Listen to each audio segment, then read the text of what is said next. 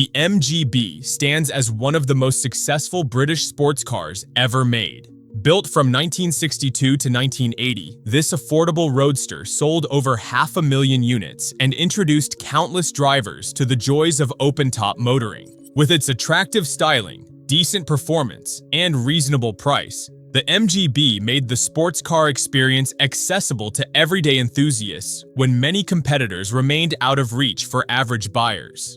If you enjoy our deep dives into classic cars that shaped automotive history, be sure to subscribe to our channel for weekly content on legendary vehicles and the stories behind them. The MGB's story begins in the late 1950s when MG, then a division of the British Motor Corporation, started planning a replacement for the aging MGA. While the MGA had been popular, it suffered from limited interior space, modest luggage capacity, and outdated construction techniques. MG's engineers knew they needed to create something more modern while maintaining the brand's sporting character and keeping costs reasonable. The result was revolutionary for MG.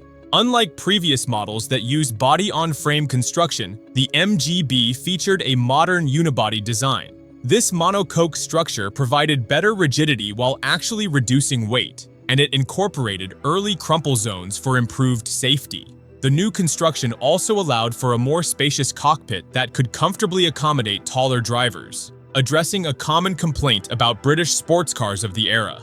The MGB's styling was clean, balanced, and timeless. Designer Don Hayter created a shape that perfectly captured early 1960s design trends while avoiding details that would quickly look dated. The simple curves, distinctive front grille, and perfectly proportioned silhouette gave the MGB an appealing look that remained attractive throughout its long production run. The design struck an ideal balance between classic British roadster traditions and modern aesthetics.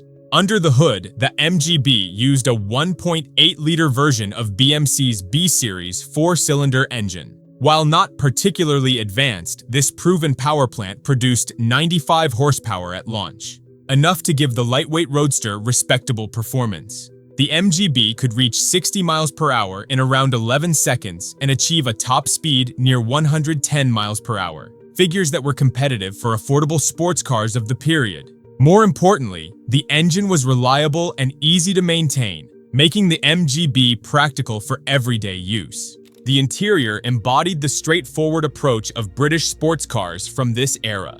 The dashboard featured large, easy-to-read Smith's gauges, while the controls were simple and logically arranged. Early cars came with leather seats and wood veneer dashboards, though these were later replaced with vinyl and plastic to reduce costs. The convertible top was reasonably effective at keeping out the elements, though it wasn't particularly quick to operate.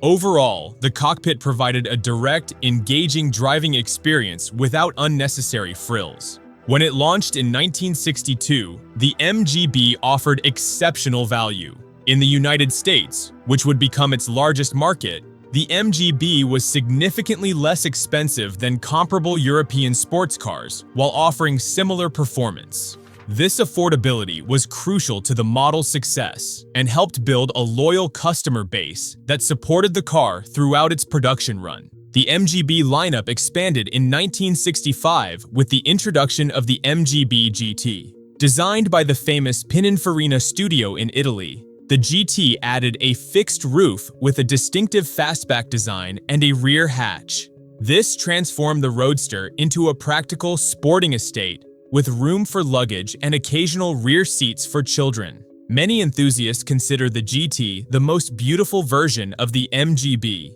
with its elegant roofline and improved all-weather capability. The fixed roof also increased structural rigidity, improving handling compared to the Roadster. MG attempted to create a higher performance version in 1967 with the MGC.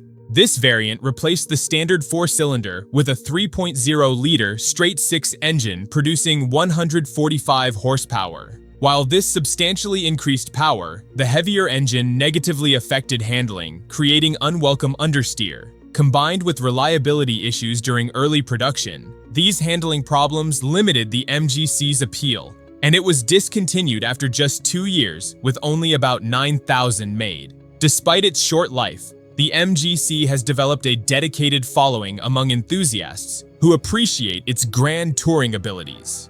A more successful performance model appeared in 1973 with the MGB GTV8. This factory version incorporated the lightweight Rover 3.5-liter V8 engine originally designed by Buick, which remarkably weighed less than the standard four-cylinder while producing 137 horsepower. The V8's abundant torque transformed the MGB's performance without compromising handling. Unfortunately, the 1973 oil crisis occurred just as this model entered production, and concerns about fuel economy limited its marketing potential. The GTV8 was never officially exported to America and was discontinued in 1976 after only about 2,600 were built, making it one of the rarest factory MGBs. The MGB faced its biggest challenge in 1974 when U.S. safety regulations forced significant design changes. The car's classic chrome bumpers were replaced with large black rubber bumpers mounted on impact-absorbing structures.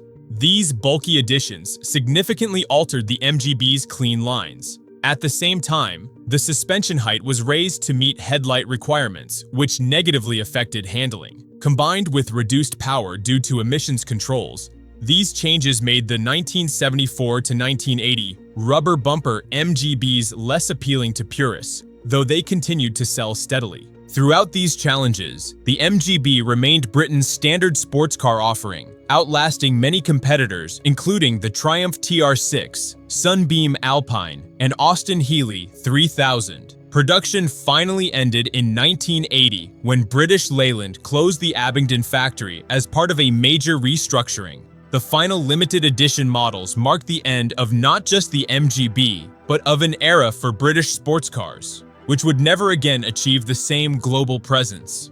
The MGB's legacy extends far beyond its production numbers. It introduced many people to sports car ownership and created generations of enthusiasts. Its simple mechanical design and sturdy construction have made it an ideal entry point into classic car ownership.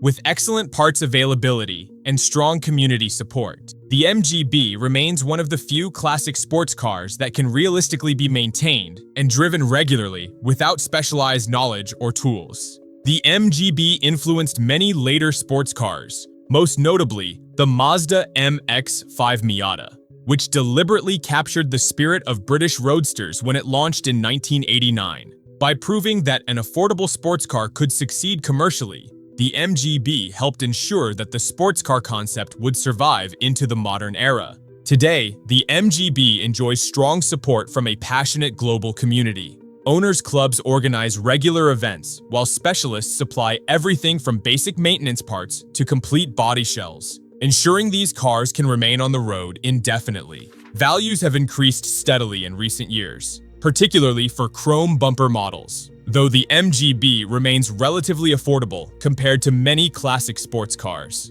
The MGB's greatest achievement was making the sports car experience accessible to ordinary enthusiasts. By offering genuine driving pleasure in a practical, reliable, and affordable package, it demonstrated that sports cars didn't need to be exotic or expensive. This democratization of the sports car experience created a legacy that continues to influence automotive culture today, ensuring the MGB's place among the most significant sports cars ever produced.